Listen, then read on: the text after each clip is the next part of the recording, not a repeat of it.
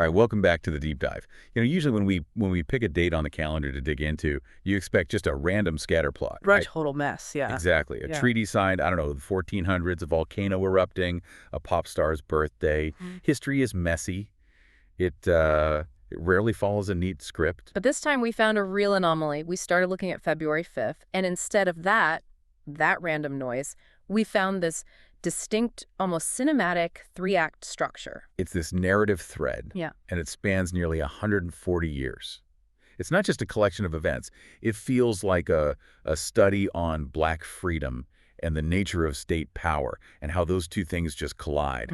We've got three anchors, 1866, 1958, and 2003, and they really map out an evolution from, being on the outside looking in to being in the absolute center of the room. It's a journey from survival to hegemony, if you want to get technical about it. So the mission for us today isn't just to recite a few facts. It's to trace this unbroken chain. We're starting with a fight for dirt, literally the ground under your feet, and we're ending with a fight for geopolitical dominance. And I think there's a really difficult question at the end of that chain. I think so too. Does getting access to the halls of power actually liberate you? Or does it just draft you into the machinery of the state? That's the core tension, isn't it? And to understand it, we have to start at the very beginning, February 5th, 1866. Right. So let's set the scene. We're in Washington, D.C. It is less than a year after the Civil War has ended. And the context here is it's so critical. People forget how volatile this moment was. I mean, Lincoln's dead, Andrew Johnson is president, and he's not just unhelpful, he's actively obstructing Reconstruction. He's working against it. And in Congress, you have this group, the Radical Republicans, and they're trying to figure out how to completely remake the South. And into that chaos steps a man named Thaddeus Stevens. Now, Stevens wasn't just another politician. He was sometimes called the dictator of the House. He was the moral center of that radical faction. And on February 5th, he brings an amendment to the floor. It's an amendment to the Freedmen's Bureau bill. And this is not some watered-down proposal. He isn't asking for charity. Stevens is proposing a massive restructuring of the entire Southern economy. He wants to take public land, and this is the really controversial part, confiscated Confederate estates, and just redistribute them. Specifically into 40-acre lots for freed people and for loyal refugees. This is the legislative origin of that famous phrase, 40 acres and a mule, though the mule wasn't actually in this particular bill. The philosophy behind it is what gets me. Stevens is basically arguing for a Jeffersonian ideal, but for Black Americans. He's saying that legal freedom, the absence of chains, is basically meaningless without economic independence. Of course. If you don't own your own land, you're just a serf to the person who does. Right. Stevens knew that without land, the formerly enslaved would be forced right back onto the same plantations. Just as wage laborers or sharecroppers. He called it land for the landless.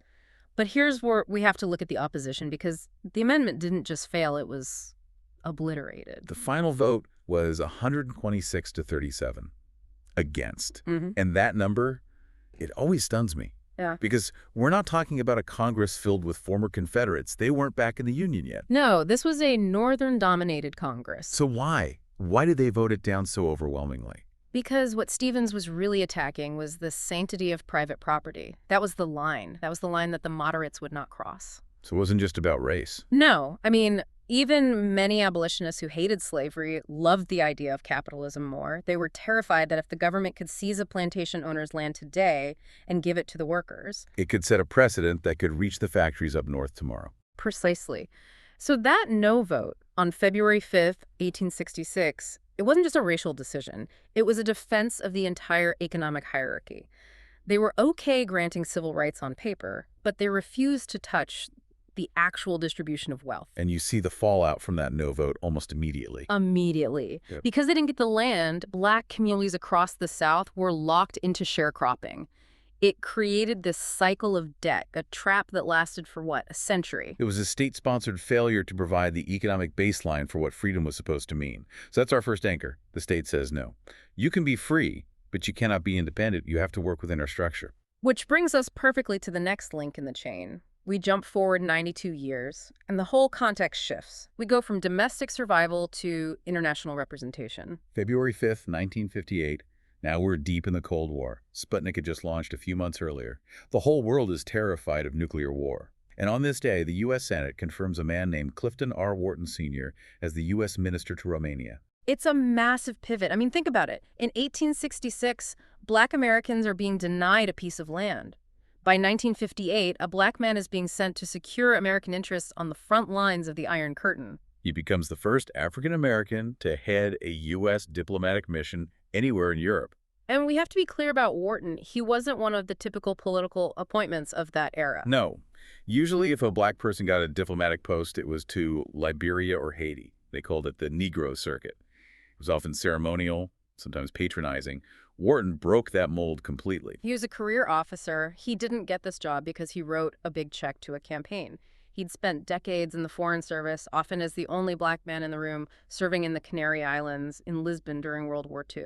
He was a pure technician of statecraft. But let's talk about the assignment itself, because Romania in 1958 wasn't, a garden party post. Not at all. It was a hostile environment. The U.S. didn't even have an ambassador there. They only had a minister because relations were so incredibly cold. And the Romanian government was, for all intents and purposes, a Soviet satellite. Completely. They restricted the movement of American diplomats.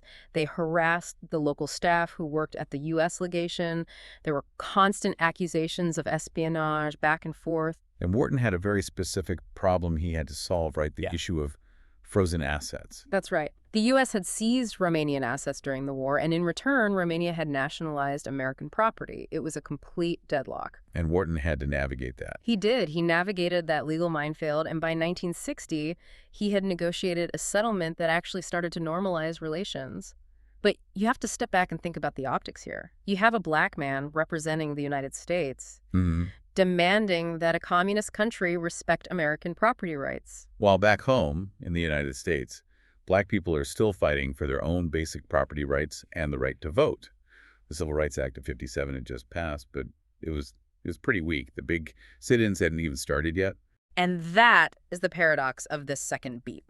The state is now willing to use Black talent to advance its geopolitical agenda, even while it's actively suppressing Black freedom at home. So Wharton becomes the ultimate professional. He does the job. He proves, beyond a shadow of a doubt, that a Black man can handle high-stakes international diplomacy. He's the proof of concept. Right. He shows that if you let people into the room, they can operate the machinery just as well as anyone. But that, of course, raises the question of, what is the machinery actually doing? Which leads us directly, and I mean directly, to the third anchor. The chain now moves from the periphery of Europe to the absolute, undeniable center of global power. February 5th, 2003, a date that I think really shifted the trajectory of the entire 21st century. We're at the United Nations in New York City. And the man at the podium is Colin Powell, Secretary of State. At the time, maybe the most trusted man in America. And that context is so vital. This wasn't Donald Rumsfeld or Dick Cheney giving the speech. The public just didn't trust them in the same way. Powell was different. He was the reluctant warrior.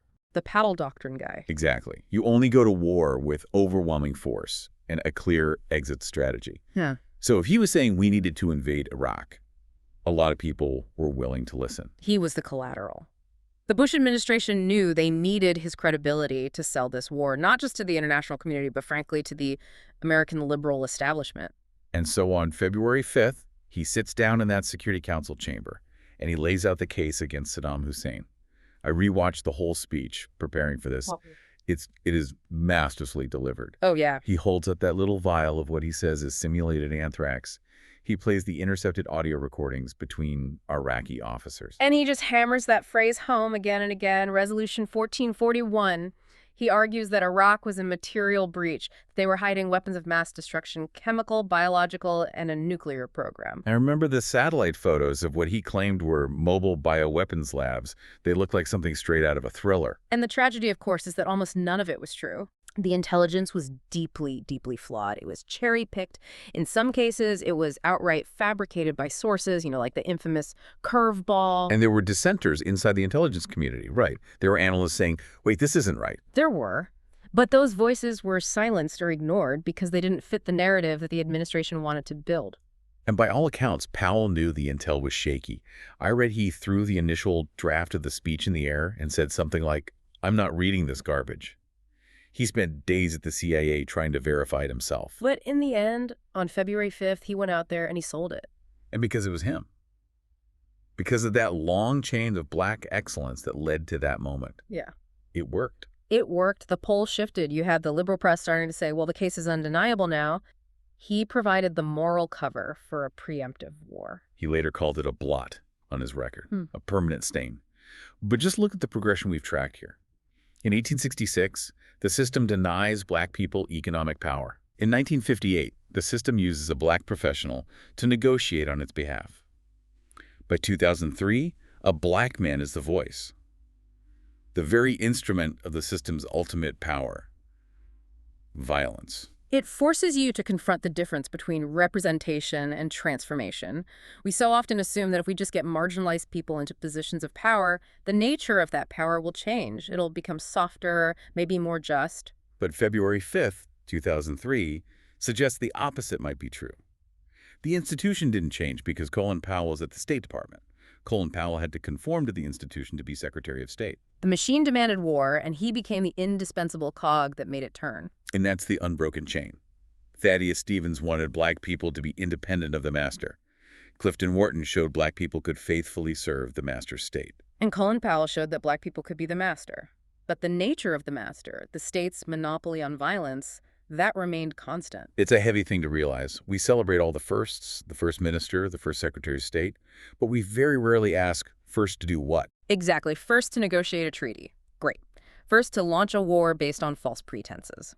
Well, that's a lot more complicated. So when you line these three dates up, 1866, 1958, 2003, it almost feels like a warning. I think it is. It's a warning about the seduction of access. In 1866, the goal was 40 acres. It was about autonomy. It was a space where you could determine your own destiny. Right. By 2003, the goal had somehow shifted to a seat at the table.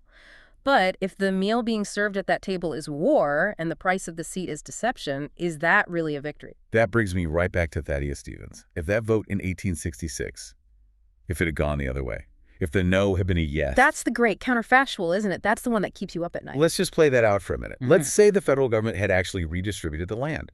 You would have created a massive class of black landowners across the South in the 1870s.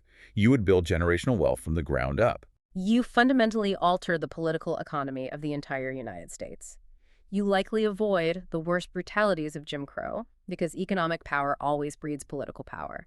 You probably don't have the Great Migration in the same way. And if you have that base of power, that land for the landless, do you still feel the need to prove your patriotism by serving the state so fervently? That's the key question. In many ways, men like Wharton and Powell, they had to be super patriots. They had to be twice as good, twice as loyal, just to be accepted. But if black Americans had been a class of independent landowners since 1866, does that same pressure even exist? Maybe not. Maybe you don't need to wield the sword so eagerly if you've always held the plow. Or maybe a black Secretary of State in 2003 who came from a community with 140 years of genuine economic independence would have felt empowered enough to look at that intelligence report, look the vice president in the eye and just say, no, I'm not doing this.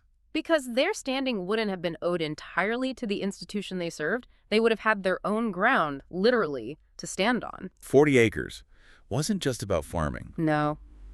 It was about the power to say no. That is, wow. That's a profound place for this to land. February 5th. It's a day that shows us the cost of getting what we thought we asked for, but not getting what we actually needed. History doesn't repeat itself, but it certainly does rhyme.